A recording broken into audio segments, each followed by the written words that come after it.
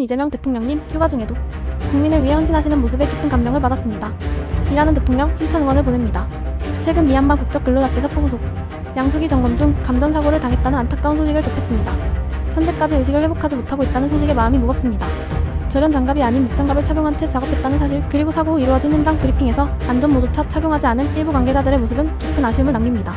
정주영 회장님처럼 현장에서 솔선수범하는 모습이 그 어느 때보다 필요한 시점입니다. 관계자분들께서는 부디 안전의식을 다시 한번 가슴에 새겨주시길 바랍니다.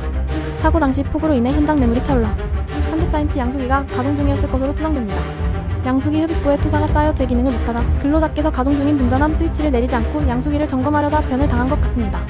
대규모 현장에서는 폭우 시 전기 관리가 매우 중요합니다. 현장에 전기주임과 같은 전문 인력이 충분히 배치되어 있는지, 안전관리 시스템은 제대로 작동하고 있는지 철저히 점검해야 합니다. 이번 사고는 어쩌면 예방 가능한 인재였을지도 모릅니다. 미얀마 근로자분은 아마도 협력업체 소속이었을 겁니다. 갑작스러운 폭우에 빨리 가서 양수기를 확인하라는 지시에 따라 안전수칙을 제대로 숙지하지 못한 채 작업을 진행했을 가능성이 큽니다. 사고 후 절연 장갑 착용 여부를 따지는 것은 소 잃고 외양간 고치는 격입니다. 건설 현장에서 절연 장갑은 값비싼 장비로 인식되어 공용으로 사용되는 경우가 많습니다. 이것이 바로 대한민국의 안타까운 안전관리 현실입니다.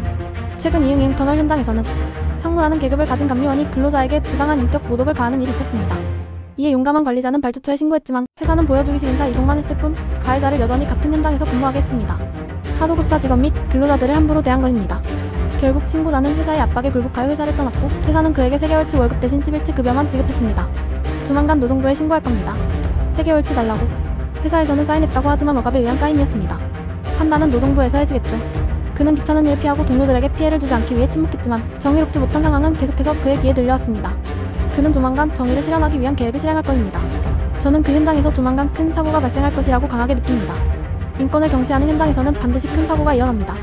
산업안전보건법에 따라 사업주는 안전관리자를 해임하거나 안전관리 전문기관과의 위탁을 해지할 경우 14일 이내 고용노동부 장관에게 관련 서류를 제출해야 합니다.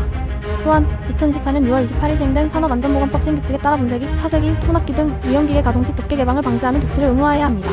안전불감증은 곧 대형 사고로 이어질 수 있다는 사실을 명심해야 합니다.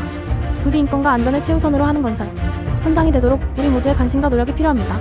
작은 관심과 실천이 큰 사고를 막을 수 있습니다. 감사합니다.